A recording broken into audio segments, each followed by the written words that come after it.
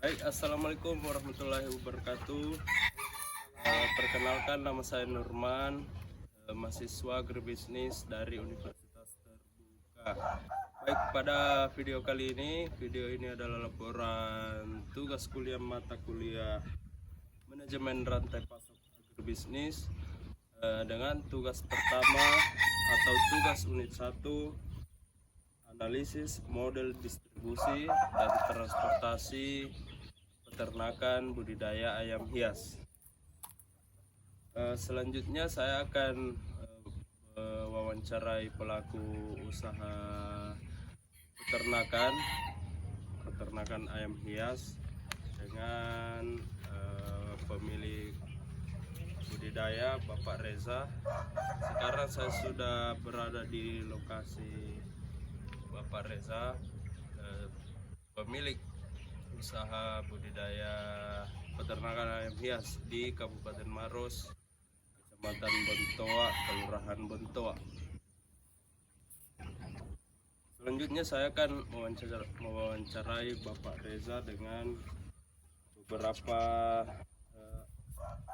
aspek wawancara atau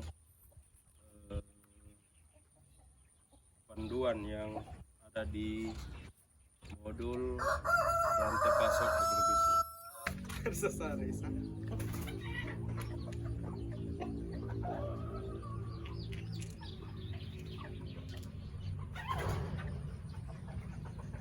Oke.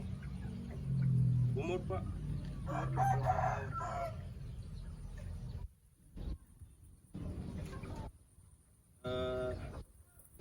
Sudah berapa lama nih Pak kandang ayam ini? Untuk kandang saya ini itu sudah 7 tahun lebih. Untuk yang pertama, identifikasi alur rantai pasok.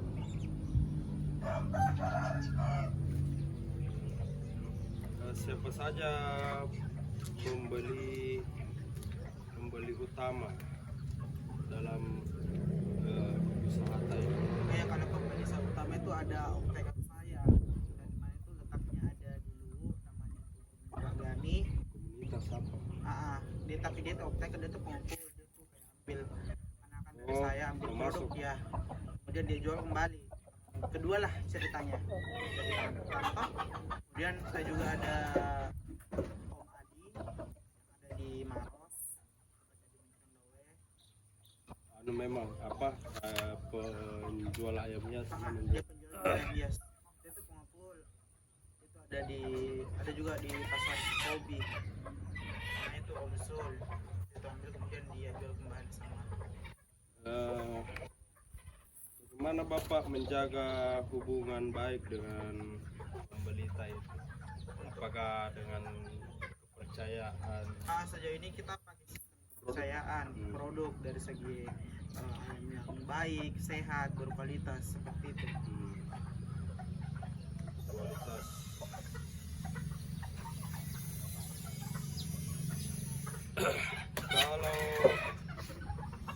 kalau bahan baku atau anakan itu budidaya sendiri atau beli? Kalau anakan sendiri itu kita produksi sendiri.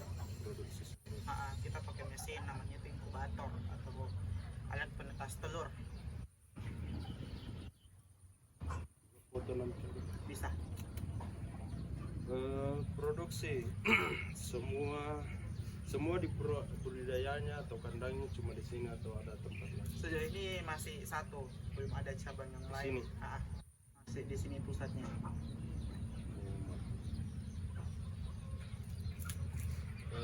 Bagaimana proses produksinya? Kalau untuk proses produksinya Yang itu inkubator tadi. kita kan pasti ayam bertelur dulu. Kawin. Setelah kawin bertelur, kita ambil telurnya, masukkan di mesin tetas. Seperti itu terus menerus.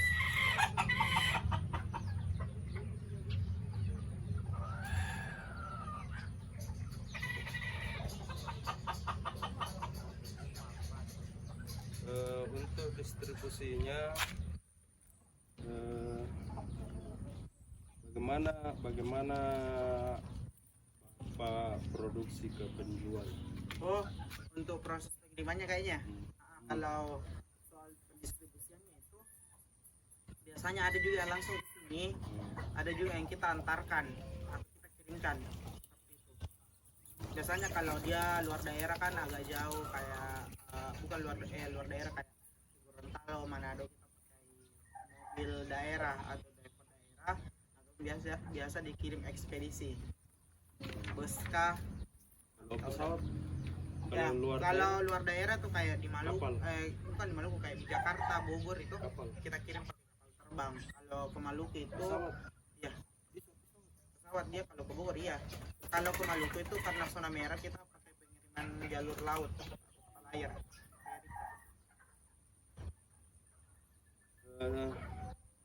Kalau target konsumennya kan tadi pecinta ayam hias, komunitas, selain itu Ini juga banyak yang ngambil dari saya itu dia tuh kayak pensiunan Oh. TNI Polri. untuk kegiatan pensiun di Ah, ah.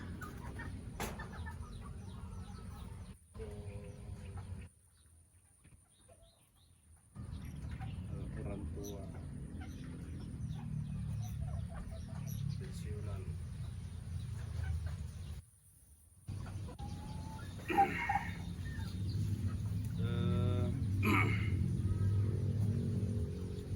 Kalau aliran rantai pasok bagaimana?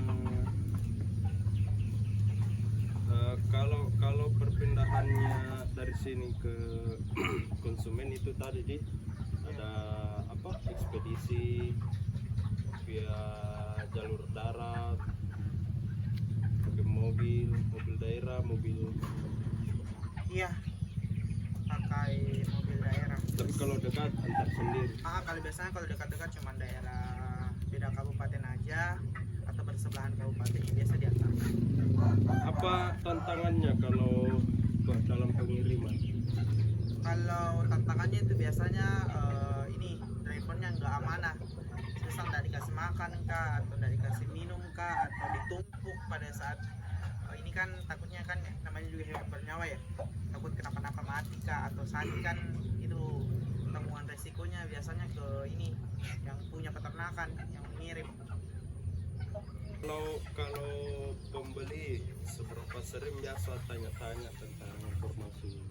Kalau sejauh ini sih kalau pembeli baru tuh dia tuh intens, biasanya tuh dia tanya langsung kah atau Apa dia saja tanya dia tanya? lewat WA, dia tanyakan Apa saja dia bagaimana tanya? Ayam. kalau sakit Hmm. ayamnya atau obatnya sakitnya, semisal dia bengkak matanya kemudian keluar air dari matanya, itu namanya itu penyakit snot, kita belikan obat anti snot seperti itu. Kayak dia ini ada yang kayak kepalanya kebalik, itu namanya tetelo, kita kasih obat tetelo. Kalau ininya pembayarannya kalau kayak pengiriman tuh dibayar dulu atau sampai? Kalau dia pembeli pertama itu kita lakukan transaksi awal dulu, kirim bayar dulu toh, bayar dulu baru dikirimkan. Kalau dia sudah belanja 2-3 kali apalagi setiap saat ambil di kita kan sudah ada kepercayaan yang sudah tidak bisa diragukan lagi ya, kita kasih kredit kah atau nanti ayamnya habis kah baru dibayar.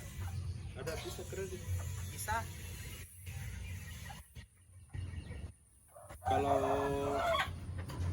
Kalau negosiasi harga biasa ada enggak? Biasanya ada. Kalau untuk negosiasi harga itu misal kalau dia ngambil banyak ya, ngambil borongan namanya ngambil partai. Misal dia ngambil 40 ekor, 50 ekor, biasanya kita kasih berapa persen potongan kah atau kita kasih free ongkir kah, seperti itu. Itu yang kasih untung nih. Pernah enggak permintaannya konsumen kurangi jumlahnya atau stoknya kurang atau Kalau lebih? iya biasanya sih cuman bertanya ya stoknya berapa yang ada di kandang. Kalau bilang pengirimannya kurang atau tidak, alhamdulillah sejauh ini nggak pernah sih ada kesalahan itu. Evaluasi bagaimana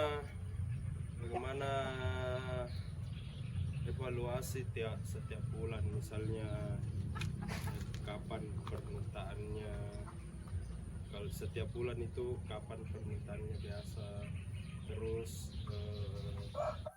pembersihan kandang ada ndak evaluasi dengan yang Kalau sejenis sih nggak ada sih evaluasi intens bagaimana. pakan. Ya karena kan saya cuman sendiri toh, ya cuman pikir saja oh makanya harus diganti kah atau sudah bagusnya dibersihkan. Pemeliharaan saja dik. Segitu. Teknologinya inkubator tadi dik. Iya.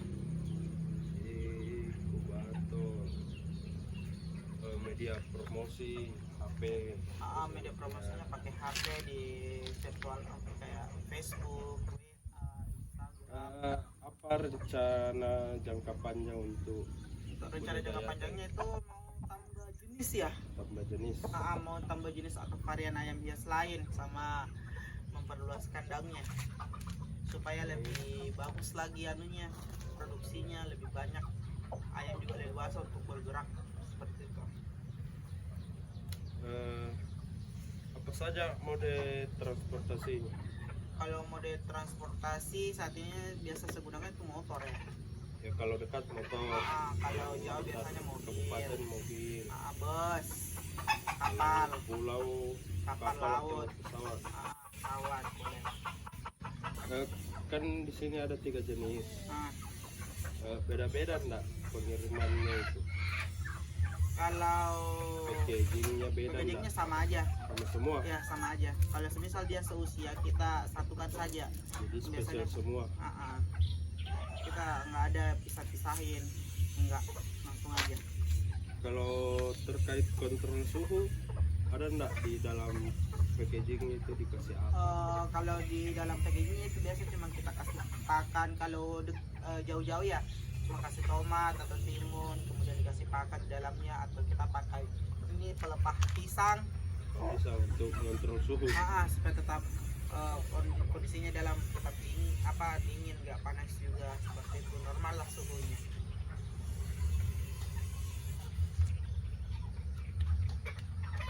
Kalau biaya transportasi termasuk besar enggak dengan harganya sendiri?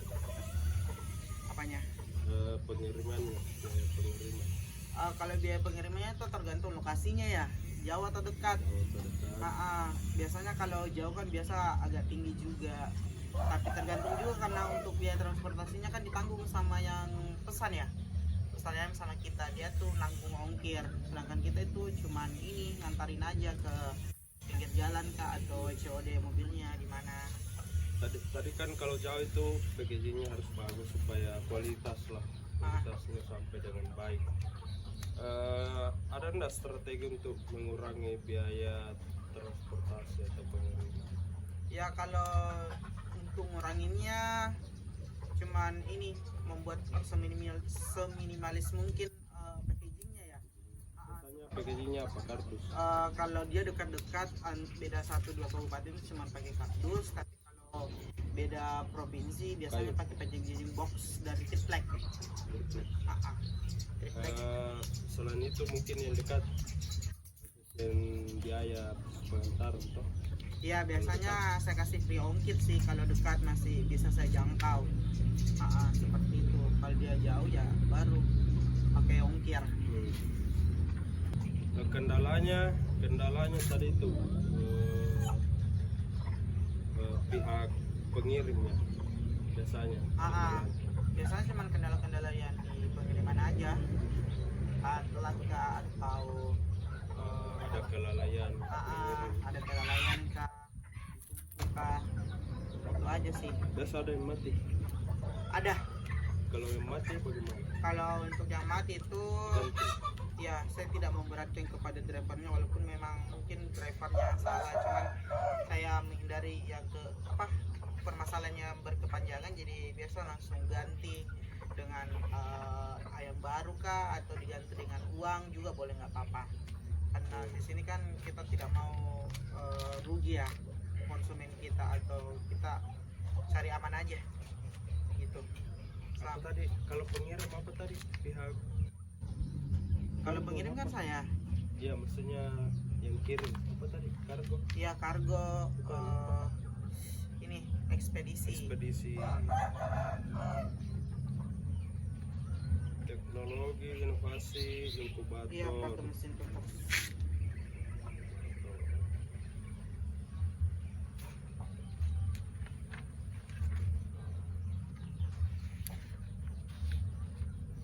Kalau biasanya kalau banyak sekali pembeli. Kalau banyak pembeli kita biasanya sistem PO ya. Oh, pre-order. Jadi Atau tunggu menetas dulu. atau kita ini prioritaskan dulu yang bayar duluan. Oh, Seperti itu. Ya kalau sudah masuk pembayaran kita proseskan secepat mungkin dia antrian pertama atau antrian depan. Kalau yang belum nggak DP atau bagaimana kita simpan di belakang. Seperti itu kita dahulukan dulu yang bayar kan. bagaimana memastikan produk sampai dengan baik? Kalau untuk memastikannya itu kita pantau saja, kita chat pengirimannya Pengiriman dan sudah pembeli. sampai sejauh mana, kemudian ataukah kita tanya pembelinya, kita sudah hubungin enggak sih mobilnya atau drivernya, apakah sudah sampai ayamnya. Kemudian kalau sudah sampai kita minta foto atau videonya, video unboxing, seperti itu. Kalau misalnya, kalau tadi kayak mati sakit, Ah, itu selalu diganti atau seperti apa? Kalau dia ini kan kalau sakit kan semisal kita kirimnya ayam sehat ya mungkin ada kenapa-napa, kalau memang biasanya ada toleransi dari pembeli juga bilang nggak apa-apa, dia sudah siap tanggung resiko, ya udah kita kirimin aja. Ada yang terjadi di jalan ya itu biasanya tanggungan dari pembelinya.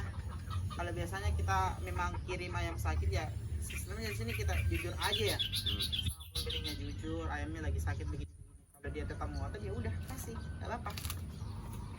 Dan dia kan sudah siap ceritanya dengan resiko-resikonya.